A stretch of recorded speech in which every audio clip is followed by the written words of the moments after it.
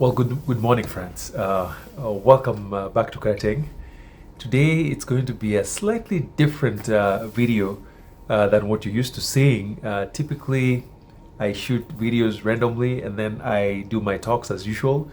But today, I got invited to Mount Kenya University to talk about my experiences in relation to global career opportunities. So it's a relatively long video, but I'm also going to let you in on some of the things that we do in Karateng as usual. So I'm going to experiment by merging two videos. So the video may not be as pristine as I'd like it to be, but just focus more on the audio. If you're joining us for the first time, I'm Wunodede. I talk about everything about returning back to Africa. And if you're looking for help regarding those kinds of issues, whether it's planning to return, real estate, land, construction, and things like that, please look for me on the number that I post down below. And also be sure to hit the subscribe button if you like our content. So enjoy, and I will see you in the next. Thank you. Prof, my name is Benjamin Afubwa. I'm the Deputy Director Career Services. We have been working with Virginia for these webinars. Right. And I'd like to read the bio briefly. Professor Edwin Obilo Achola is currently a full professor of special education at California State University, Long Beach. Professor Achola earned his PhD in special education and disability policy from Virginia Commonwealth University. In the last 19 years, Professor Achola has worked as a classroom teacher, educator, and a researcher, concentrating primarily on issues of equity for the students with disabilities in the United States and Kenya. His research and teaching activities have focused on culturally responsive and sustaining pedagogy in transition planning, personal development, and higher education for students with disabilities. For the students with disabilities, he has received more than $5 million in federal grants, co-authored a number of book chapters, and published research articles on various topics in the field of transition planning and diversity. His research themes include meaningful involvement of culturally diverse families in transition planning, transition assessments, development of culturally responsive transition plans, as well as post-secondary education success for traditionally marginalized youth. That's the bio from our professor, our guest today. And I wish to welcome each one of you on board so that we can hear from him about the future of our opportunities abroad. Thank you, Prof, and welcome you to Mount Kenya University. Welcome. Well, thank you. Thank you, brother, for such a generous introduction. Yes. Welcome, Virginia, sir. Yeah, should I just take it from here, or yes, somebody else? You can take it from there, Prof. All right. So I know you asked for some PowerPoint slides, which I shared earlier. Do you want to share, or do you want me to share the slide? You can share, Prof. You can share it from your end. Okay. Let me see if I can figure that out. I hardly use slides whenever I present, but Virginia requested that I put a few slides together, so I'm going to try. See, because usually with the slides I don't get to see people's faces, but I'm going to try to use the ones that I put together.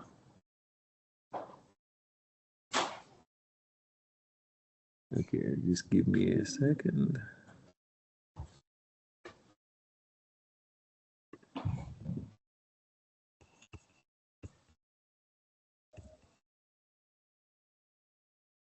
Good evening, Prof. I think, Virginia, you can help out.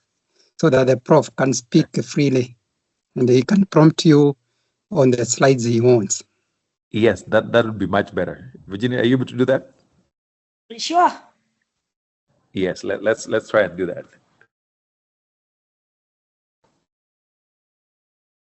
So, well, as Virginia is working on that, I have to say it's a true honor to join you guys this evening. I have never been to Mount Kenya at all, and when Virginia reached out, I felt really honored to be invited in a space where I don't feel like I belong, because I never went to Mount Kenya University as a student.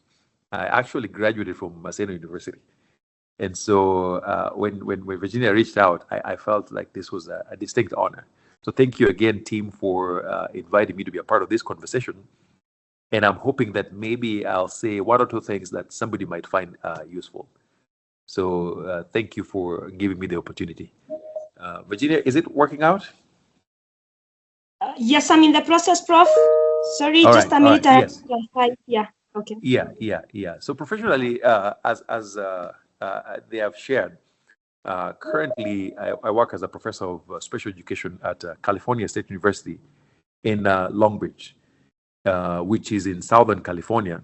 But as I mentioned earlier, I was born and raised in Kenya my whole life. I did my bachelor's in Maseno, and then I moved to the eastern parts of the US, where I did master's in special ed.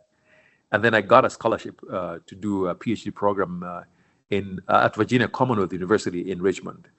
So when I graduated, right before I graduated, then I got this job in California, and then moved all the way from the east coast of the US to the west coast. So I've been living in the US total of almost 2 decades. But in California, I've been here for about 12 years, working in higher education. So essentially, my entire adult life, I've spent life as a career educator. Yeah. Oh, yeah. Okay, I can see it. Thank you. I've spent my entire life as a career educator, but that was actually not what I was supposed to do. Initially, my parents had decided that I was supposed to be a nurse. And at the time, I really hated it because I'd never seen a male nurse. And for those of you who are old enough, you may remember a long time ago, nurses used to be mostly female, and they would walk with these white caps and all that. And so when I was asked to become a nurse, that's all I had in my head. I really hated it. But thankfully, after finishing high school, I got, I think at the time they would call it JAB, admissions for education, which is what I really wanted to do. And so I moved to Maseno, and that's been my journey through education, moving from general ed to special ed. So Virginia, can you skip to the next? So essentially what I'm presenting here is what I just shared verbally. So if you're asking what my job looks like, can you go to the previous slide, please? Yeah, previous slide. So essentially, if you're asking what my job looks like, I do 3 things. No, the previous slide number 2, I believe. Sorry. Slide number 2 with the info about Yes. my professional experience. So again, for those who are curious about what my job looks like, I do 3 things. First, I do what we call scholarly engagement. So with that, I do research, I write grants, I publish, and things like that. That's what we call scholarly engagements. And that actually covers most of my work. And then about 30% of my work is teaching, and I mostly teach graduate students, because where I work in California, teacher education does not have an undergraduate program per se.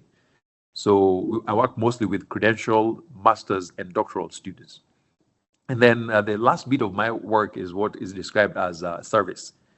And with service, it simply means that I sit in various committees throughout the university.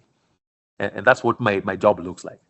So thanks to COVID, a good bit of my work for the last 4 or 5 years has been. So most of what I do, I can do from anywhere on earth. So sometimes I live and work in California. Sometimes I live in Kenya, and I still work even when I'm in Kenya. So I have the privilege of flexibility, being able to move back and forth. And that's one of the beautiful things about the type of work that I do, that currently I don't have to be in California to do my work. So next slide, please. The second one. All right, so that's basically what I do professionally. Slide number 3.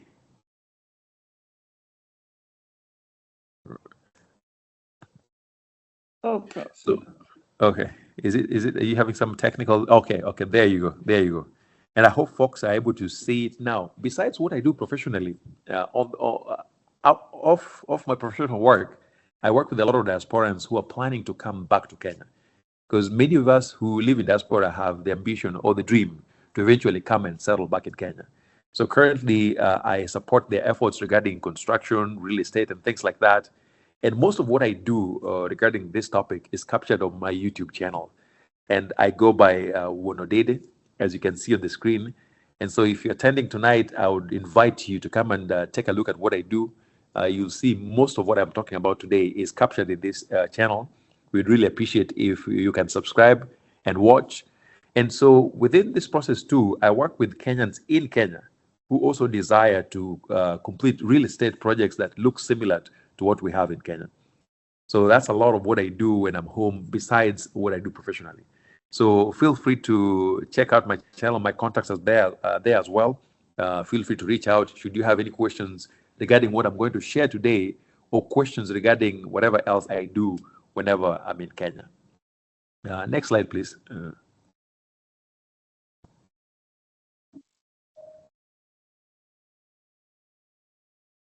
All right, so maybe as you do that, I'll just keep on scrolling from my end as well. You may not be able to see my slide.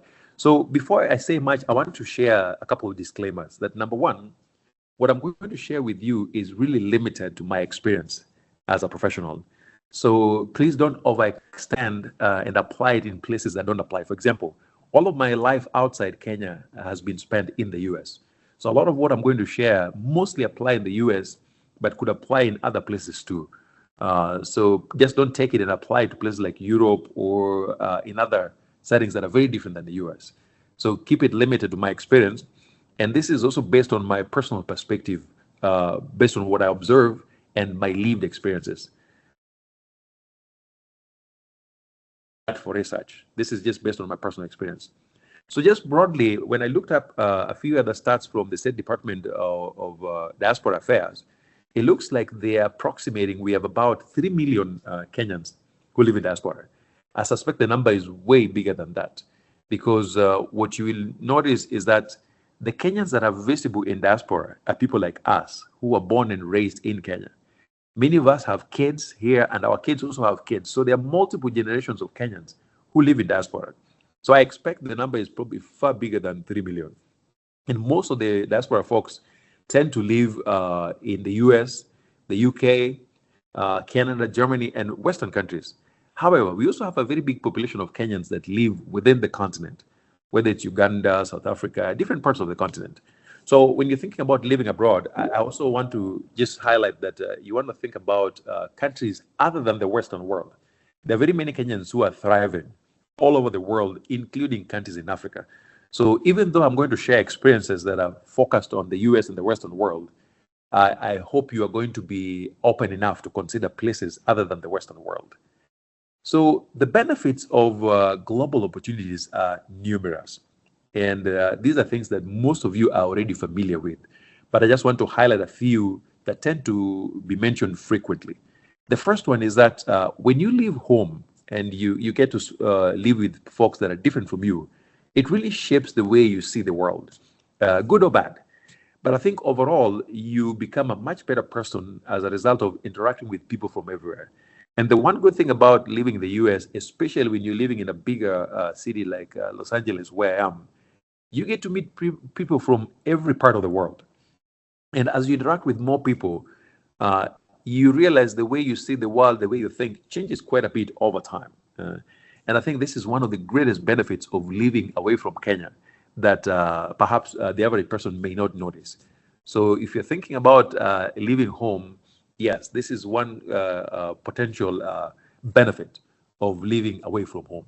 And then the second one, of course, is a obvious one about skill acquisition, where there are certain training experiences that may not be available in Kenya that you will acquire when you leave Kenya. I remember in Kenya, I was trained to be an educator, but then when I moved to the US too, I got additional training to be an educator. So those two experiences combined, I believe make me a much better educator than I would have been having just lived in Kenya. So there's lots of skills that you can acquire by simply moving out of Kenya. Then the more obvious benefits have to do with pay. There's plenty of better paying jobs outside Kenya. And some of them come with other fringe benefits, like good retirement packages, healthcare, access to healthcare, leave benefits, and things like that. So working outside Kenya is not just about pay. There are certain fringe benefits that come with it that I really value. For instance, the quality of healthcare I'm able to access, given my job, is one that I know I would not be able to get easily in Kenya. But these benefits are not guaranteed. It just depends on what kind of a job you're doing and which country you live in. And then besides that, when you leave Kenya, you are likely going to get opportunities to escape some of the limitations that many of us confront in Kenya. For example, tribalism, as you know, is a massive, massive problem in Kenya. When you leave Kenya, many people could not care less what tribe you come from. Now, it doesn't mean that some other problems will not pop up, but my tribe means absolutely nothing when I'm out here. And then, of course, as a person who grew up in poverty in Kenya, we had limited finances.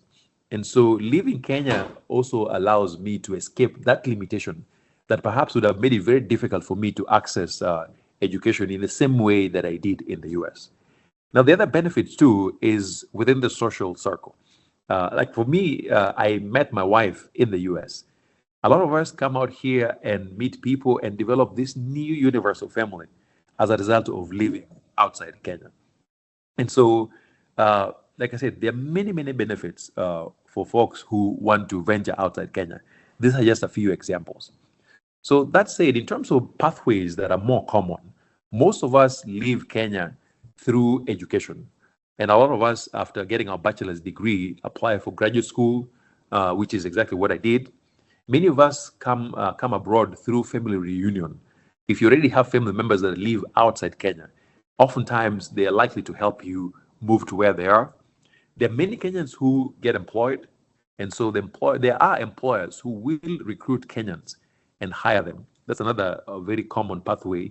And then there's few others that I may not describe in detail, especially those who come through religious pathways and perhaps including unauthorized immigration. So the pathways to diaspora are numerous. So when you look at the career opportunities that you might find out here that Kenyans do, it's almost impossible to write a complete list. You'll find Kenyans doing pretty much everything, whether it's the medical, education, real estate, business. Kenyans pretty much do everything you can think of out here.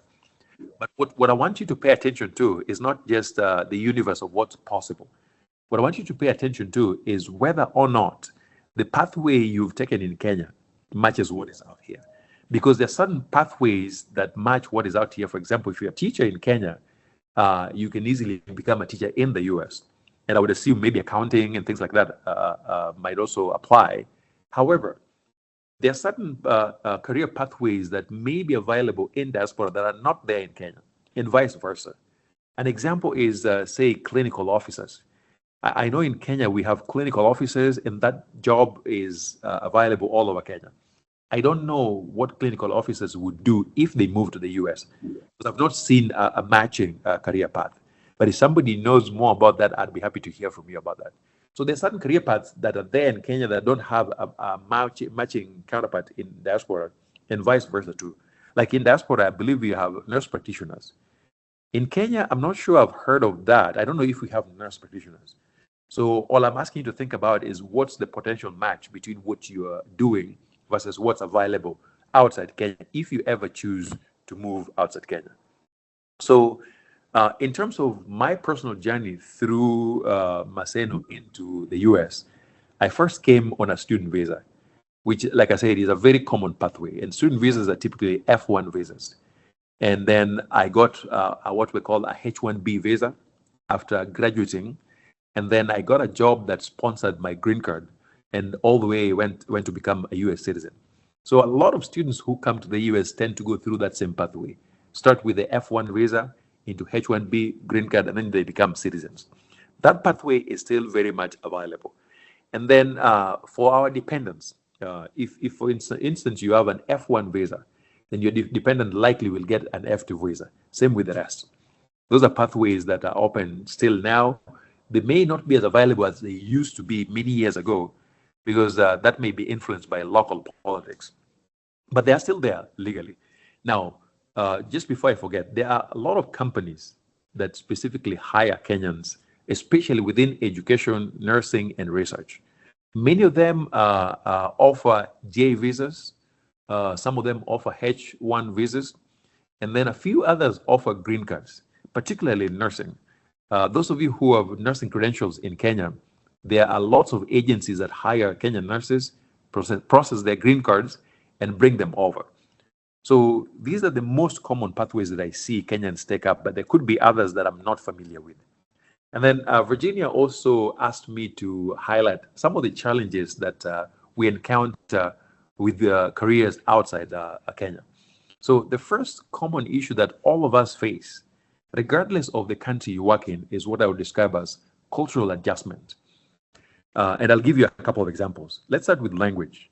When I first moved to the US, one of my instructors, the first instructor I had, was from Huntsville, Alabama. I remember the first 3-4 weeks, I could not even understand a single thing she was talking about. And keeping in mind that I'm a Kenyan, I've been using English all my life. And then I moved to an English-speaking country, and I could not understand anything this professor was talking about. So there's lots of variations in English. And they had the same problem. They had a very difficult time understanding my English as well. So the language bit is one of more obvious examples of cultural adjustments that you're going to have to make depending on where you live. And I think it's even tougher if you move to a country where they don't speak English.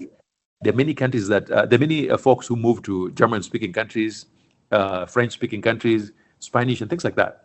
So the language part is one that is a steep cultural adjustment that we all grapple with.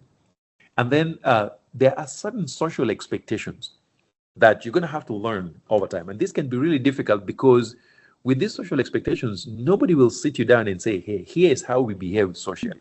There are things you either pick up by living with them, or there are things you will have to read about. For instance, many of you already know that in the Western world, when a meeting is scheduled to start at 2, it starts at 2. In Kenya, I think it depends. In more formal settings, it might be different. But in social circles, people can be very flexible with time. And then Americans, my apologies for that. Yes, Mama. Okay, all right. My apologies. As I mentioned earlier, I work from home with my 3-year-old supervisor, who on occasion joins in. So sorry for the interruption. Yeah, things like body odor. Americans are very sensitive about natural body odor. And so that could be a challenge, especially for those of us who grew up in the village. I grew up in the village where I could put on my shirt for maybe 2-3 days. As long as it looks clean, it didn't matter. And then when I moved to the US, I realized that they would be very sensitive as to the natural body odor. And so those are things that people would not spell out to you verbally, but you'll have to pick them up and adjust. Things like personal space. The people who have lived around, especially Americans, are also very sensitive about this imaginary space around them, where if you're standing in a line, you're sort of expected to leave some space between you and the next person. In Kenya, this is probably not a big deal. You could be standing right next to somebody's body, and it's not a big deal. So those are things I had to learn. And then we're thinking about even jokes. I would be sitting in meetings with Americans, and somebody would say something, and everybody would burst out laughing. And I would have no idea what they're laughing about. So I simply just join in and laugh with them because I really had no idea. And then there were times when I would strike like a Kenyan joke that I thought was very funny. And then you see people looking at you wondering, what are you talking about? So there's lots of social expectations that are going to be very different from one context to another that you're going to have to navigate, sometimes the hard way. And then things like negotiating work contracts. In Kenya, if I'm given a job, I'm just thankful that I have a job and that's it. In the Western world, particularly where I live, it's typical that you get a job offer and then you negotiate the details of the contract, whether in terms of pay and the other benefits. Many Kenyans don't know that and are not prepared to negotiate contracts. Those are social things that if you're not taught, they will absolutely pay you as little as possible because you don't know that. And the same also apply with taboo topics. There are certain things that are okay to talk about in Kenya, but when you move to the Western world, those same things may be very frowned upon. For example, weight. In Kenya, somebody could easily just tell you, hey, you look really fat, and you just laugh about it, and it's just fine. Out here, people may be more sensitive about things like weight or gender identity issues and all that. And so navigating that cultural adjustment can be quite a challenge for you when you move out here. And then the Western world tends to be very lonely for most of us. Because a lot of us move out here, you're by yourself, you're not with family. And so after a while, it really gets to you. Without any family support or any connection, the Western world can be very lonely. And obviously, the weather can be such a problem, depending on where you live. Some of these places are extremely cold for a long time. You can imagine living in a frozen place between October all the way to April. So spending many months indoors in a very cold place can really get to you after a few years. And then you can never escape racism. Outside Kenya, it's almost impossible to escape racism. I know there is racism in Kenya, but if you grew up in a village like me, you are less likely to encounter racists as you would compared to living abroad. And then lastly, the cost of living abroad can be very steep. And so if you have a job that doesn't pay too well, housing and childcare and things like that can be quite a challenge. And even those who earn well, some of the same things can be quite expensive. Like in my case, you see, my daughter is actually joining me in this because I really cannot afford a live-in nanny. In Kenya, that is not a problem for many folks. So these are just some of the more obvious challenges you might run into if you choose to pursue a career outside Kenya. So lastly, because I know Virginia asked that we carve out some time for questions, I'll just offer a few suggestions that may be helpful. Number one, I say, if you ever have an opportunity to move outside Kenya for a career, please do. I will never discourage somebody from leaving Kenya. If you get an opportunity, please do, but remember, don't fall asleep when you get out there. And I also say, please maintain an open mind in all sorts of ways. Now, whether that means switching careers, because in Kenya, you may have trained for one thing, you come to diaspora and realize whatever you trained for maybe doesn't get you so far. You should be open to switching careers and even social circles. If you grew up in the village, again, like myself, you may be used to interacting with people from your tribe who speak your language, look like you, and things like that. When you leave Kenya, it's very helpful to have an open mind in terms of who you connect with. So if you're Rendile, for example, you move to the US and you're just looking to date fellow Rendiles, you might be unlucky to find out that there's only one Rendile in the US.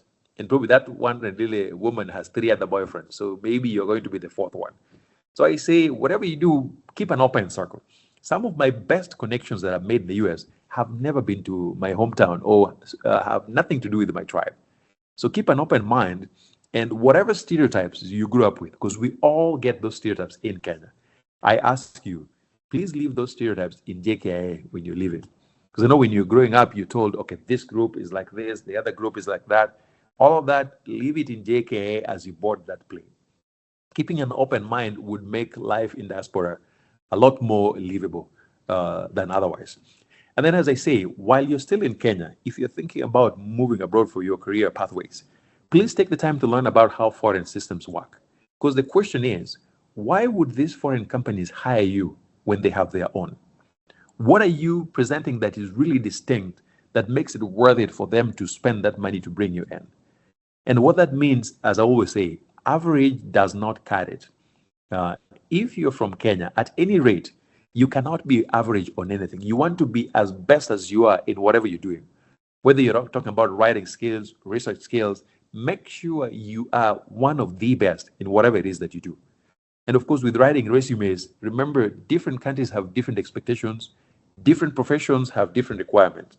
In Kenya, I see people write resumes with their marital status, number of kids, and things like that. Those things may not apply if you're applying for a job outside Kenya. So just make sure you have a good understanding of how these foreign systems work, their job requirements, and how to make yourself competitive. Because the job you're competing for is also available to people who live in those countries. So you really have to be distinct for them to go the extra mile to want to hire you. And I often say, if nothing else, I encourage folks to move to diaspora after finishing their bachelor's degree. If you get a scholarship for bachelor's degree, that's fine, but it's always best to move after your bachelor's degree, mostly for financial reasons. And again, as you navigate all these issues, I say, right as you're leaving Kenya, please think about your journey back to Kenya. Because sometimes life in diaspora can end very abruptly. Now you've seen so many things are changing back and forth. If you're working in diaspora on a visa, the day you lose your job, that is the day your visa also ends, and you're also required to prepare going back home. So even if you think you'll never come back to Kenya, I tell folks, please start doing things in Kenya that might help you if you ever come back, whether voluntarily or involuntarily. And those are just some of the suggestions that I had for you. And I think at this point, I'm going to pause and give room for questions. So anybody with questions for me?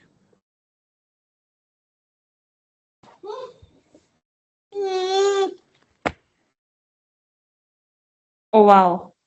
Thank you, Prof. All That's profound. Please put them on the chat. We will pick them and align them for Prof. Anyone who wants to say something as we wait for people to write comments and questions on the chat?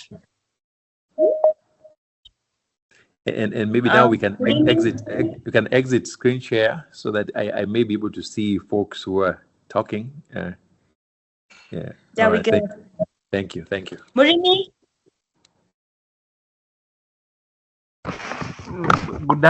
Good evening. Oh, good evening. How are you? I'm fine, thank you. Okay.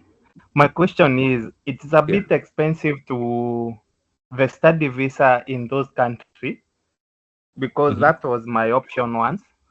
Yes. Going to UNICEF and all that, the cost is about 4-point-something million. Right. And the parent can't afford the amount. Right. And actually what even stands out is that the amount should be constant in the bank accounts currently.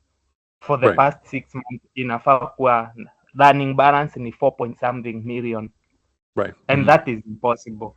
So what is the other channel I can use so that I can go to either to USA or Canada or any other country? Because now for the study visa is becoming a bit tricky because of now the finances. Good question. Now, the two options that I know is that number one, especially for graduate school, I don't know about undergraduates. Graduate school, there are many programs that offer graduate assistantships or some kind of scholarship for students. So if you apply to a program that offers funding for students, then that might offset some of the financial requirements, especially when it's a fully paid for. Now, that's what I got when I was in graduate school. That made it easy. I also didn't have the money as much, but having funding from a school can help. The second option is that there are certain institutions that offer international students unsecured loans. And maybe later on, I might look for information about that. There's some institutions that will offer you loans on that. So that may or may not help when it comes to meeting that requirement for bank statements. So those are the two options that I'm familiar with. Thank you. But kindly, if you can get the information and share with Virginia, we'll truly appreciate, because most of us are looking forward to expounding our territories. Thank you. I will. Thank you. All right, Prof, I pick questions for you from the chat box and read a bit of comments. Thank you, Afubo, for all that you have put there. I mean, it's a summary of what Prof was talking about. Mercy Wafula, any key steps you would advise young professionals to take when seeking opportunities abroad, especially in tech careers? Well, unfortunately, I know nothing about tech. Yeah, we would have to talk to somebody who knows more than I do. So I'm not very well educated on matters tech, but I would still repeat maybe the same suggestions that I offered in my last slide. My apologies for that.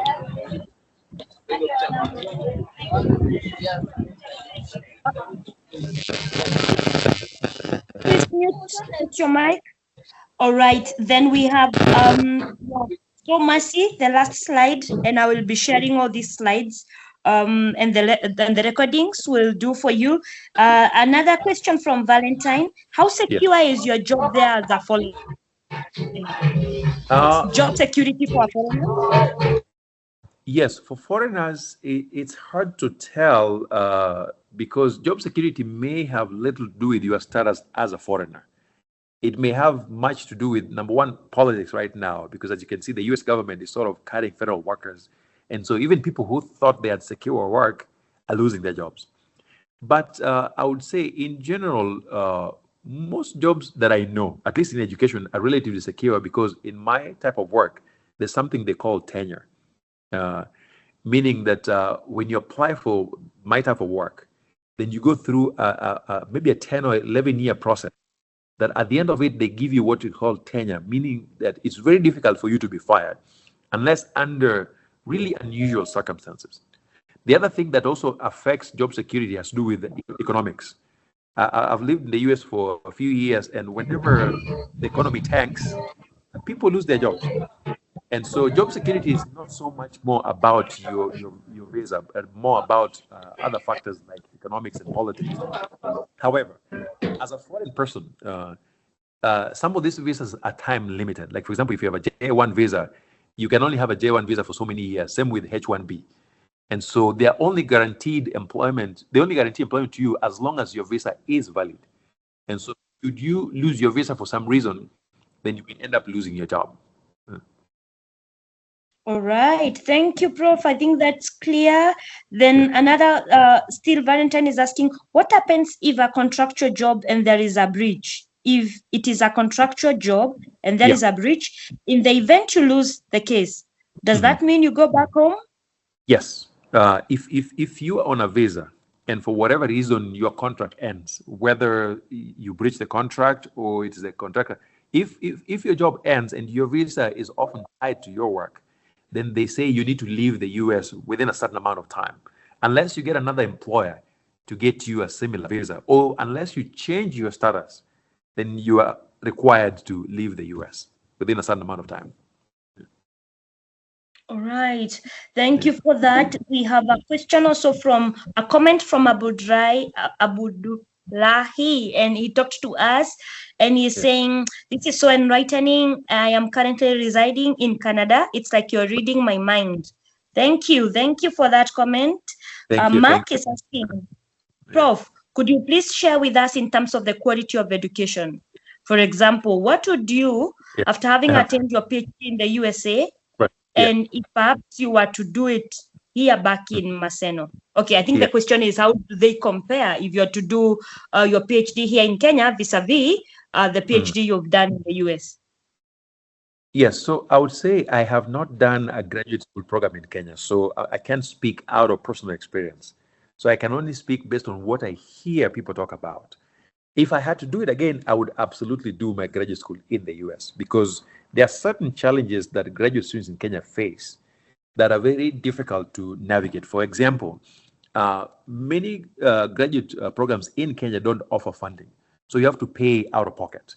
While in the US, there's a lot of programs that will offer you funding. That's number one.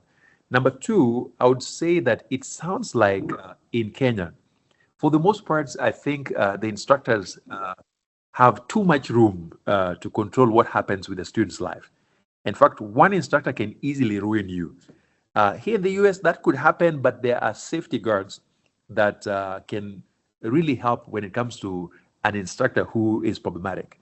I remember when I was a student in Kenya as an undergrad, our instructors were pretty much living gods. They would determine what would happen in your life, and there was nothing you could do. I hear similar stories in many Kenyan programs, but here in the US, there's less of that. And even if something happens, there are pathways to addressing those issues. Then thirdly, it's very easy to go through a program here within a very set period of time, do what you need to do and get through it. In Kenya, simply doing what they're asking you does not guarantee you're going to finish the program on time. So I would not necessarily comment about quality per se, but the way the systems are structured, I would not be in a hurry to consider going to graduate school in Kenya if I had the option of doing graduate school outside Kenya. And again, this is based on my limited experience with stories that I hear. There could be many other good things that are going on that I don't know about. All right. I told you guys we are going to have authentic conversations, and I think we do. We are having them. Allow me to read several others, Prof, and then you will answer them together as Sure. I just read them in batches. We have again Valentine, who is not Valentine, John, who is saying that I did bachelor's degree on education, specializing in English literature. Then my master's degree in education management. Are there employment opportunities for such? That is John. We also have Faith, and Faith is asking, as an oral health officer, the careers that match this are oral health therapists, oral health hygienists abroad, which are highly advertised.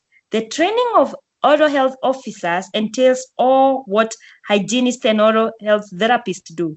Would you advise an oral health officer to apply for those vacancies?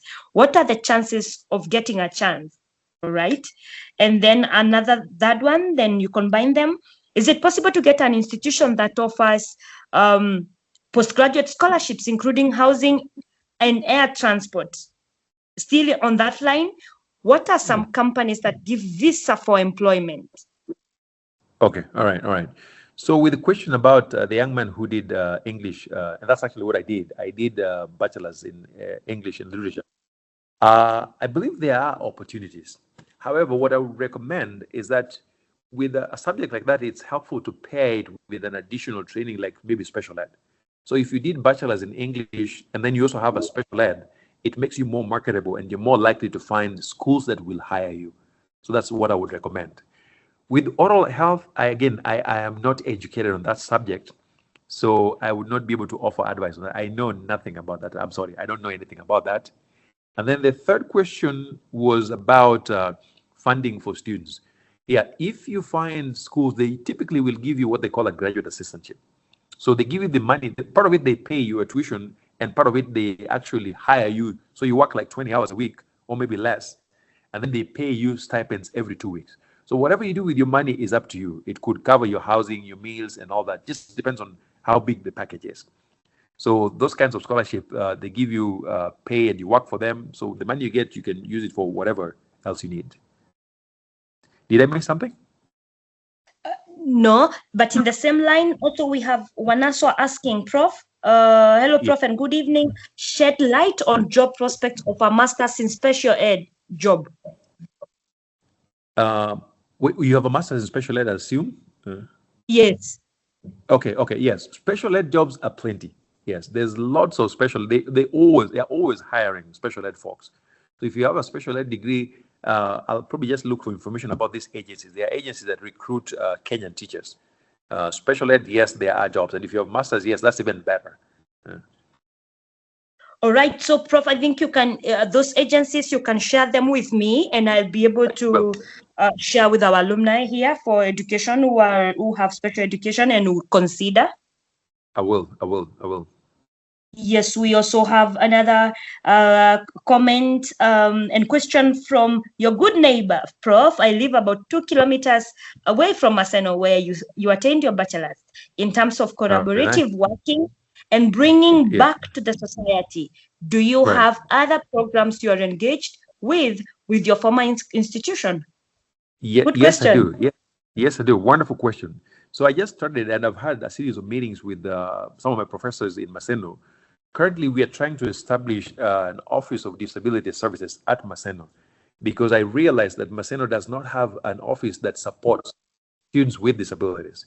So I'm working with a couple of professors on that, both in terms of trying to set up that institution, but also in terms of doing research. So yes, I'm involved with Maseno in that sense. Maseno is actually in my village back in Kenya. Awesome. Thank you for giving back. And yes, I'm linking you up with professors in the university, and they were very excited with starting with the dean. I don't know what happened that he dropped off, but they are excited to collaborate with you also, Prof.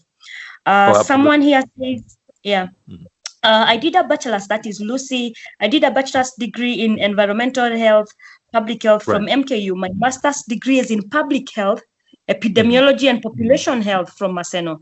Are there available employment opportunities? Talk to that, Prof. It's not your area, but you may have an idea. And no, I don't. On this one, I really know nothing about it. I'm sorry. Okay. Right. Yeah. All right. Looks like we will have to get someone for health sciences, also for this. And Prof, you can even hook us up. So we have Makoha saying, Prof, I have a question. Yes. Several scholarships are available online, but I have been trying several in vain, and they normally tell you that they don't have time to give you detailed reasons. Oh, could you know the possible reasons for decline over and over for those people who keep trying and they're declined? What are the possible reasons for them being declined? All right. So some of it would be a guess on my part, but some of it would be from my experience, because I also offer scholarships, but mine are restricted to US citizens only. So what happens is that, number one, some students that I know simply throw in an application without guidance. And so you don't know what to say that positions you as a strong or competitive candidate. So I say, before you apply for those kinds of things, find somebody who knows something about how to apply for those things. That's number one. Number two, a lot of Kenyan undergraduate students don't have the best writing skills. And so when you submit an application that has multiple writing issues, it doesn't make you very competitive. So academic writing is a major problem for Kenyan students, because even for me as an undergrad, I don't think we did any serious training on academic writing. So if you're thinking of applying for those things, please make sure you work with somebody who can clean up your paper. So when you write it, find a qualified professional who can really edit your work, and then make sure you're talking to somebody who knows, who can guide you through the process. So you're not just flying in blind and throwing in something hoping to be hired. It doesn't work like that.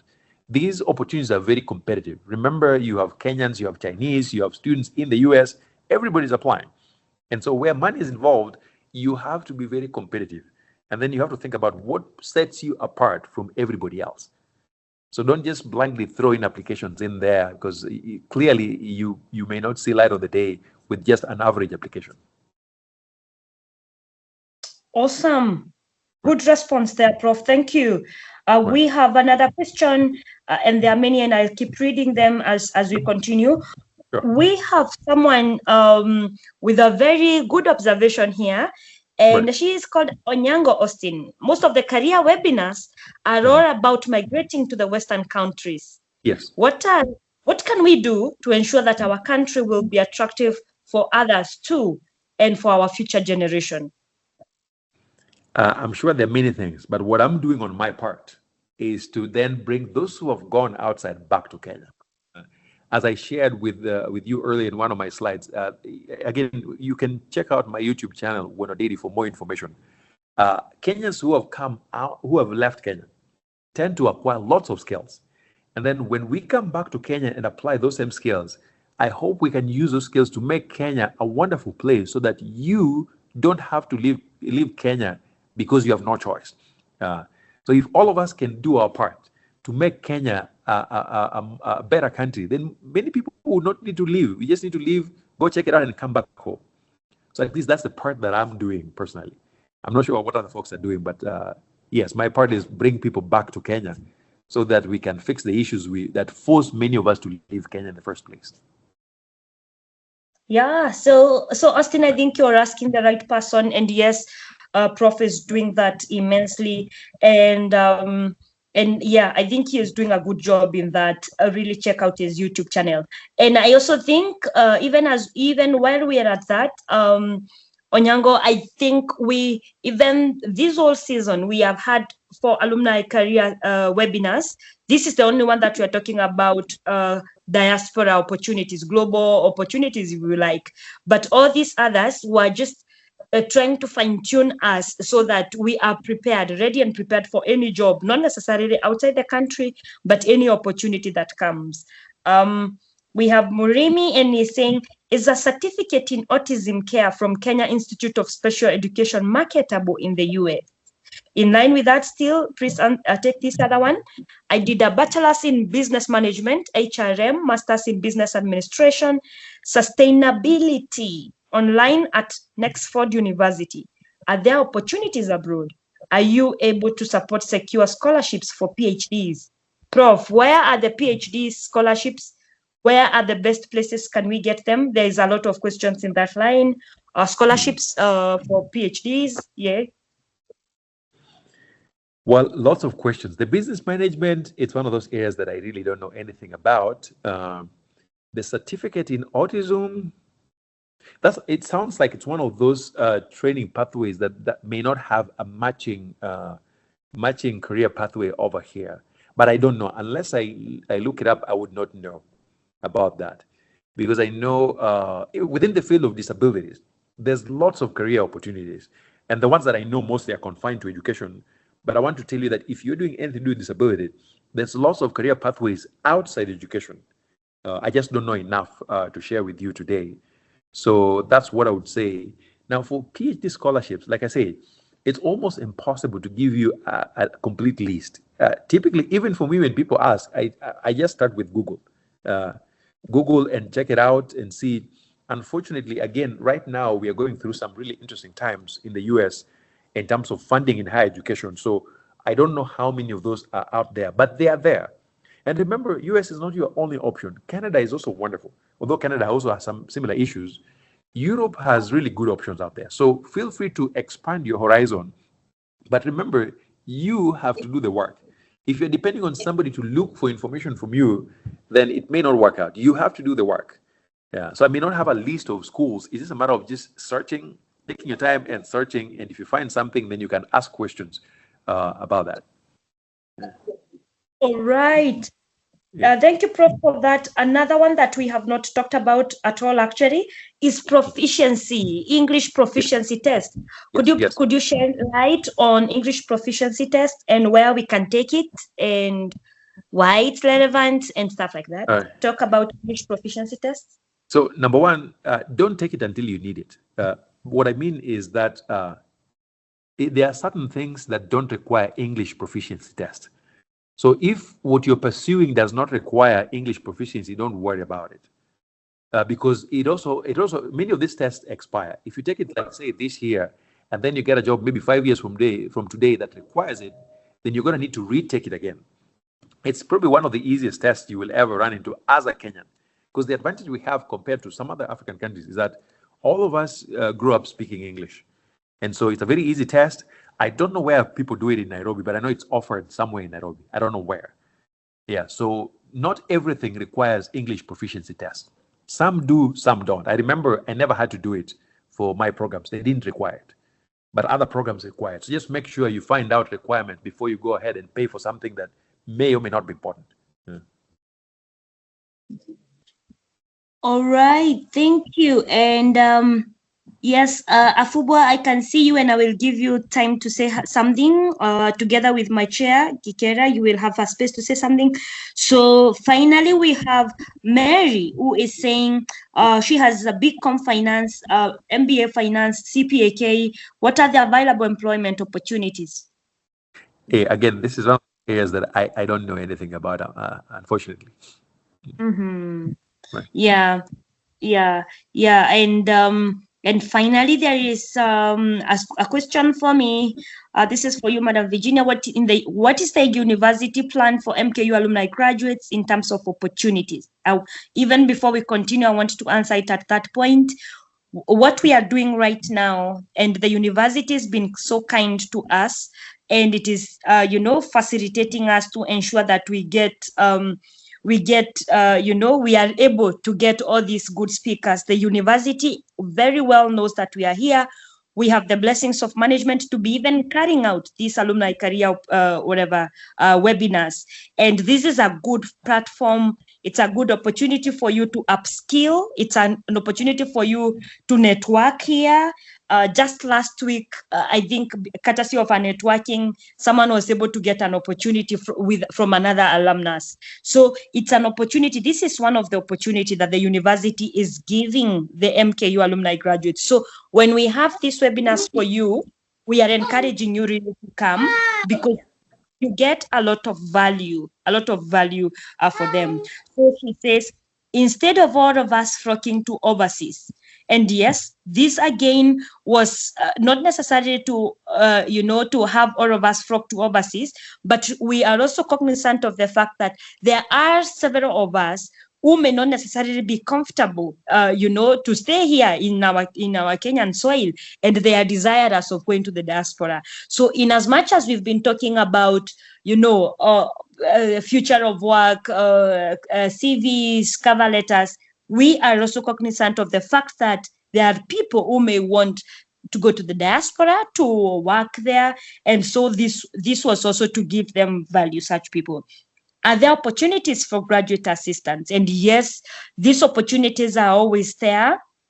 Please be on the lookout. Check the website. Always check the university website. One thing that I know is that even not even just graduate assistant, even jobs, the university will always advertise all its jobs in the university website. And as much as we are in this office, we will always try to push all those opportunities for you. My co-facilitator, Benjamin Afubwa, and he will be talking to you. His office deals with careers. And I can tell you for sure, even when you go to our alumni socials, Benjamin will always put out scholarships. He will put scholarships calls. He will put out jobs, companies that are looking for opportunity. So it's for you also to keep following us and seeing what we are posting, because we keep posting all this information. But thank you, Justus, for engaging with me. And finally, allow me to do this. Prof, kindly, before the end of the meeting, we are requesting for your emails address so that we don't end this conversation here. Please, Prof, feel free to type in your details so that anyone who needs them, they can reach out to you. Somebody back there at the village around Ojora has established a vocational training school and have seen a number of students with special needs attending. I would love to see how we can collaborate with the Great Disability Establishment you are in the process of instituting at Maseno. Please, that's a big call by Mark. Prof, please, if you don't mind, you can type in your details. MKU. You want to comment about that, Prof? I just posted my email in the chat. Yeah. All right, sure, thank you. Ruth, MKU, thank you for the webinars. Welcome, thank you for appreciating them, Ruth. John, diploma in special education, can that be enough to secure an opportunity, Prof? Talk about that. Diploma in special education plus a bachelor's degree, is it enough to secure an opportunity? Yes, that could give you a leg up, yeah, that could work. Thank you. And then I am asked to share the recordings, and yes, tomorrow I will share all the recordings together, part 1 through to part 4, with all the notes and all the details, as much as I'm able to share that. Aaron Kipkoech, I can see you're sharing your email address. Please allow me to share mine and my contact. It will be easier for you to send that to my phone number. It will be easy for me to get that. So thank you very much. And because of time, allow me to really say thank you. But before we concluded for tonight, to say that it has been an amazing time. Guys, it's been really amazing to have you for all these sessions, and it's been incredible. It's really been incredible. But allow me to bring my chair first, and then Benjamin will give a vote of and conclude for us. For now, allow me to bring Mr. Gikera, if you can hear me. Take it from me, say some remarks, say hello to your people, put your camera on, let us see your face. For those who don't know their chair, so that if they meet you in Nairobi, they can buy you a cup of coffee. Mr. Gikera? I am using my phone for the first time. We can see you, sir. You can see me. Yes, we can. I could not be able to log in through my laptop for some reason. I don't know why. Otherwise, Prof, good evening. I'm so happy, Professor Achona, that besides your Maseno background, you are able to reach out even to other alumni. This is truly the spirit for the people ahead of us, that we can give back to the society, and we are only part of that society. As the director said, we are so elated by what we've been going through the 4 weeks. And within my own networks, I've been sharing about these webinars and calling them actually scholarships. Here, people, the ones who have logged in tonight, if you have not logged on to the previous ones, I would really encourage you to get hold of them. They've been such wonderful and very resourceful in terms of our own careers. I had a question in terms of even whether Prof could share the agencies that are recruiting in his line. I think that one was addressed. Prof, if you can also reach out to some other disciplines like the others which are being asked, and you have colleagues in those areas, it would be very helpful to give people maybe a start off. And while you are still talking about that, I wondered if somebody from the Lake region like you had an issue with the language. I wonder what the Murima people could be going through. And I wondered whether, as part of what you do, could you consider maybe induction in your own areas, whether it's limited to California, that as people settle in, they can be able to go through what you've gone through, share the tidbits about your experiences. There is a time I was in Dar es Salaam for 8 years, and I was even engaging the High Commission and asking him whether they can have some induction sessions so that people going to Tanzania don't make the same mistakes that we were making over and over again, and thereby rubbing the local communities, rubbing the country the wrong way up. So without much ado, I just want to mention to my colleagues, we are not alone in this. There are people who are working with me. You have just heard that I'm being called the chairman. Chairman because we registered the association, the Alumni Association. And we have a structured way of now engaging the alumni. And we look forward. We are still in the baby steps. We want to be able to reach out to all the chapters, whether those chapters are in schools or in the various places, the diaspora. We are going to engage, we are going to empower, and we are going to evolve. Thank you so much, Virginia. Thank you so much, Bwana Afubo. You know, we have been on this from 2013, and I'm so happy that we are now starting to see fruits. Some people may think that maybe we've been dormant, but not so. A lot has been happening, but we now have a vigor and more support from the university. So let's take advantage of the opportunities now that are with us, so that we are able to not only give back to the university, but also to our own alumni, so that we also take care of our own. So thank you so much, Prof. We look forward to engaging again, one way or the other. And good evening. Absolutely. Well, thank you very much. Thank you very much, our chair. And before I give it to Afubwa, I have remembered one key announcement. Ladies in the room, we have International Women's Day coming up, and we shall be having a physical reunion. That is next week, Saturday. A lot of information will be flowing from tomorrow. I expect to see a lot of information about that. It will be in Boulevard Hotel. It will be in Boulevard Hotel in Nairobi.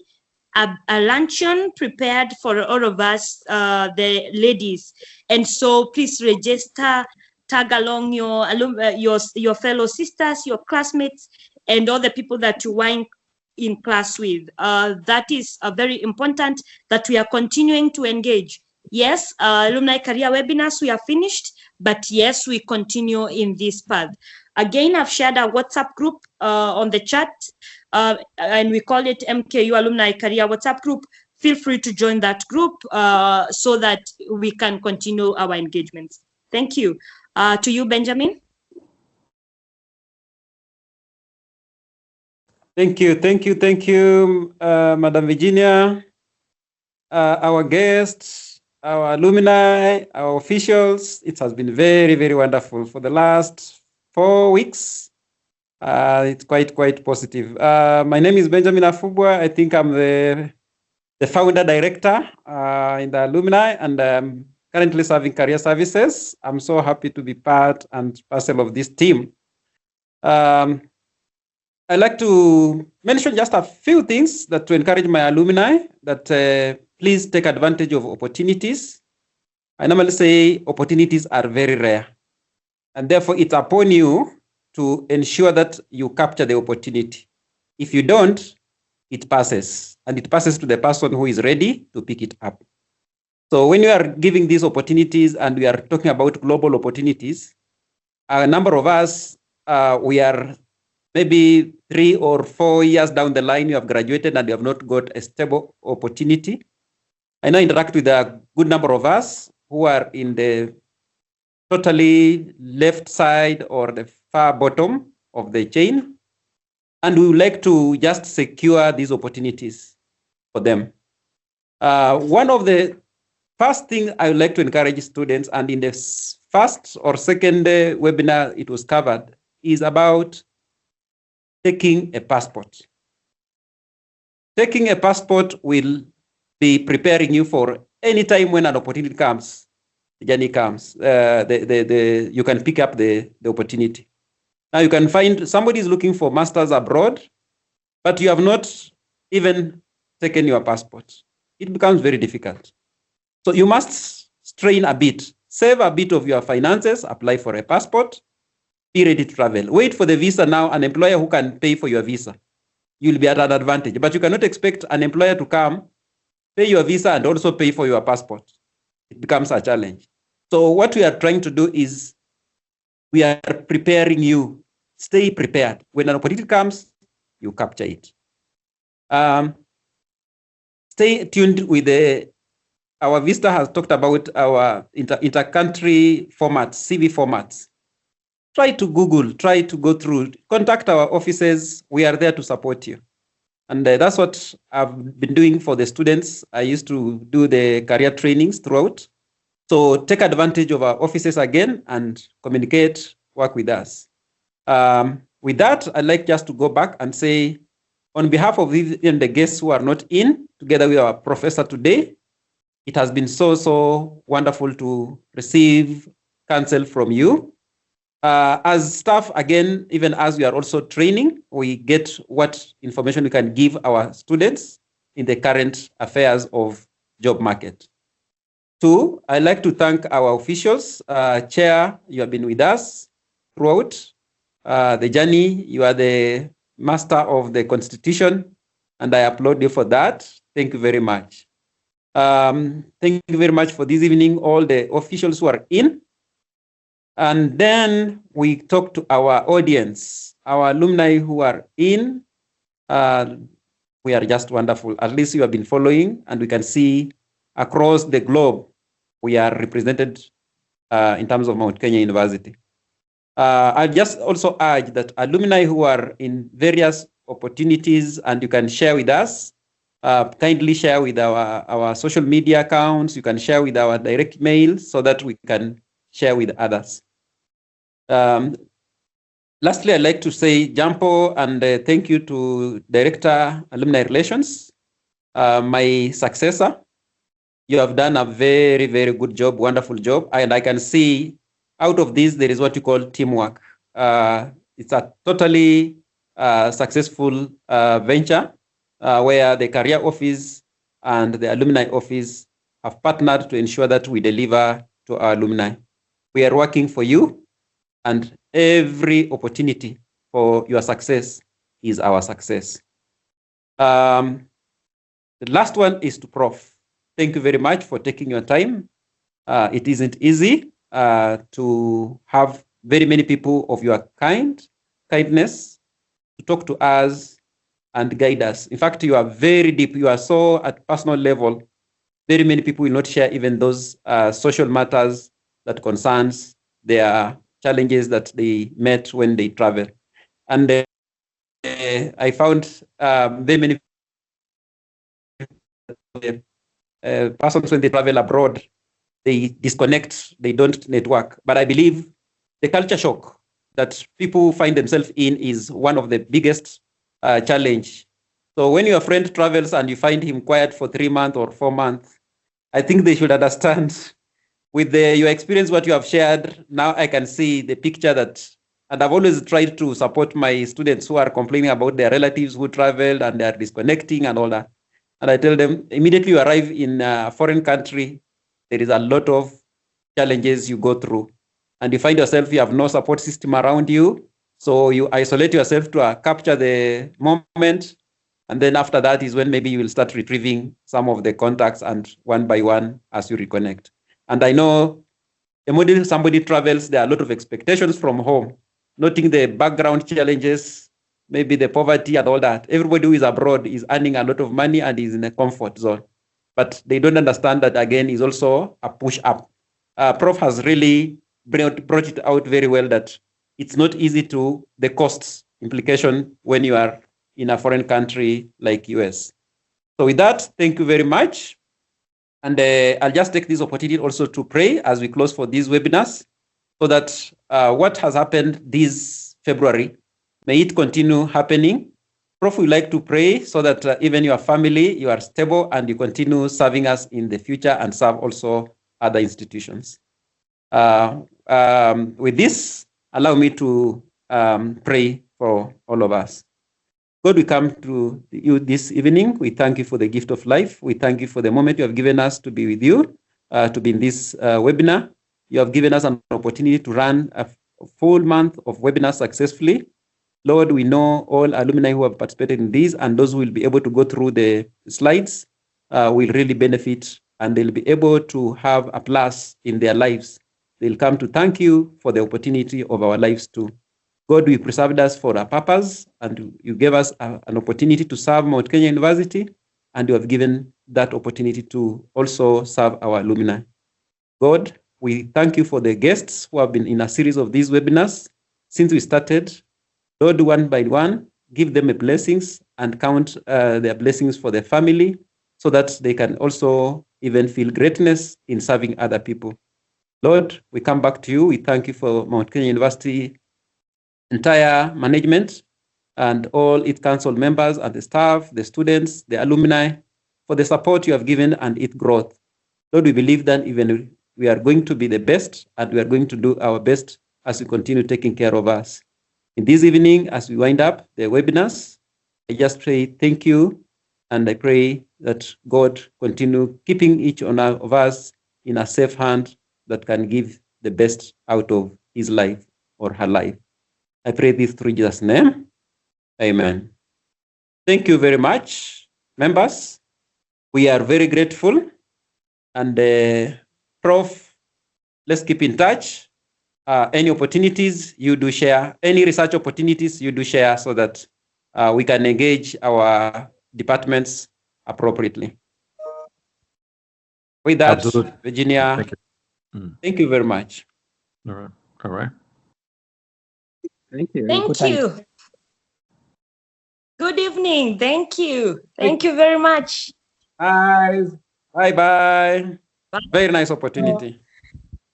Good morning, Yeah, Prof. bye for Thank you now. very much. Bye. Good evening, everybody. Good morning. Good, yeah.